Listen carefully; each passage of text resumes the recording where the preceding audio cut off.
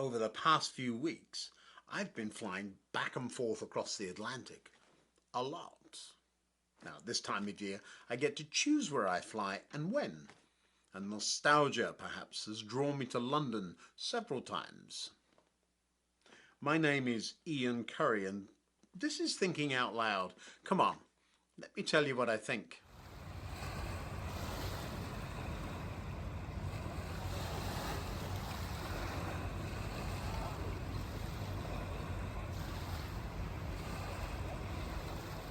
In a way, I suppose I'm part of the problem.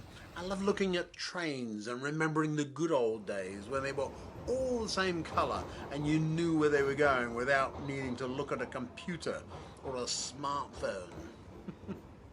Back then, phones on trains were science fiction, and generally, commuting was a time to distance yourself from work and leave it all behind rather than trying to squeeze in another those meetings. Hello, can you hear me? I'm going into a tunnel. And using a phone really did mean, back then, going into one of these red boxes. And incidentally, they smell bad and don't work and never did. Nostalgia plays naughty tricks with your mind if you let it, doesn't it? The tube was just as crowded back then, buses just as likely to be stuck in traffic, and generally things were probably not the wonderful good old days we sometimes want them to be. Walking around in central London hasn't changed a great deal over the years. Well, it sort of hasn't. Certainly the way I remember it is still much the same, but if I'm honest, it wasn't better back then.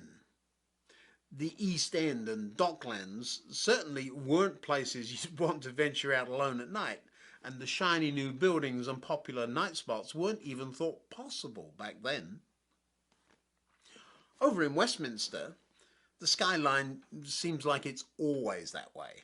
I mean, if you take a picture anywhere around there, your camera will almost certainly be pointing at the Houses of Parliament or Westminster Abbey or perhaps one of the other famous buildings. To take this picture, I stood with my back to another well-known building, not quite as famous as the Abbey, but nevertheless part of the London skyline. Central Hall, Westminster, has a little bit of history of its own.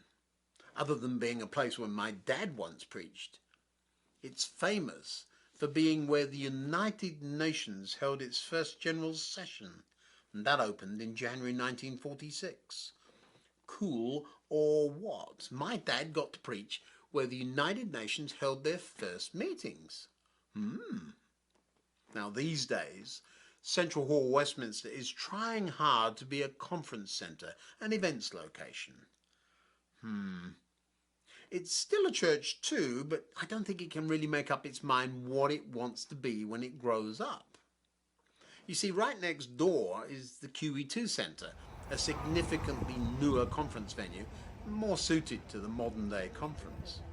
So it's probably not going to win that battle then. Being a Methodist venue, the cafe attached to the building is imaginatively called Wesley's Cafe. Now, only the street part was open the last time I was there, since it was a quiet Monday and people don't need to drink coffee inside on Mondays, apparently. Although I did buy a cup of coffee, I was still strongly encouraged to make a donation when I asked to use the loo. Hardly welcoming.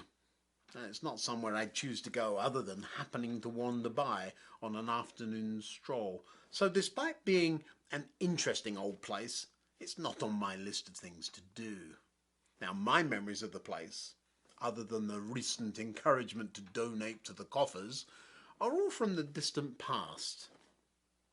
I must say, if I were wandering around thinking about God, then I think I'd probably be far more likely to visit the Abbey opposite. They're giving a series of free talks on influential martyrs of faith of the 20th century.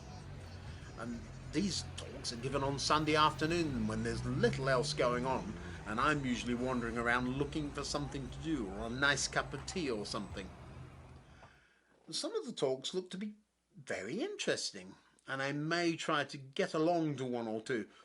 Now, who would ever have thought I'd choose the days to work a flight to London based on something going on in a church? Poor old Central Hall opposite seems to be playing second fiddle in more ways than one. Not really attractive as a spiritual venue either, then. Now, on one hand, I'm nostalgic.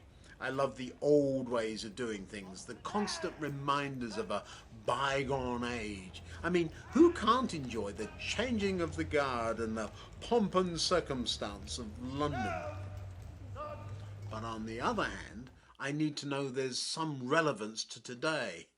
A lovely old building, maybe, but what does it offer inside that will make me stop and think? Now, across London, there are numerous examples of venues being repurposed, transformed into places that are useful to a modern day society.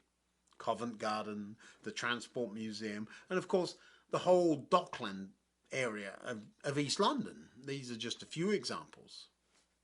History is indeed important, and I'd hate to see these older venues destroyed.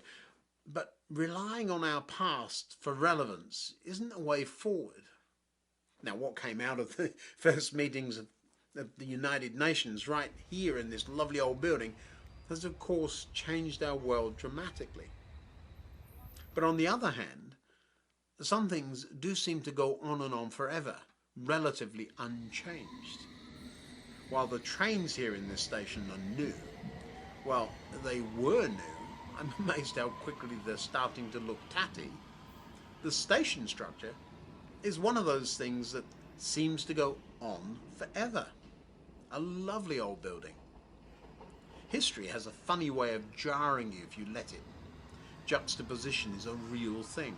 This station opened in 1863 and has been in use ever since. The old station with the new trains is one thing, but living in the United States, I'm very well aware that at this same time, the nation was in the middle of a civil war. I find those two things going on at the same time, an ocean apart, to be fascinating. Looking back is fine and well, but what about the future? What is it that you and I are involved with today that will be looked back on 100 years from now as something vital? Are we doing things that draw others to a good place and encourage, or are we living just for today? What will people think when they look back and think of you? Paul once said, "Every time I think of you, I give thanks to God, for you've been my partners in spreading the good news about Christ from the time you first heard it until now.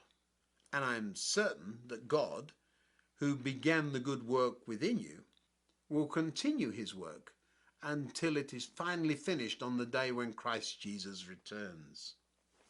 Instead of living in the past and recounting the lovely things we remember, how about striving to change the future in ways that will be remembered?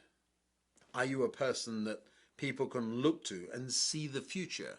Or are you stuck remembering what was?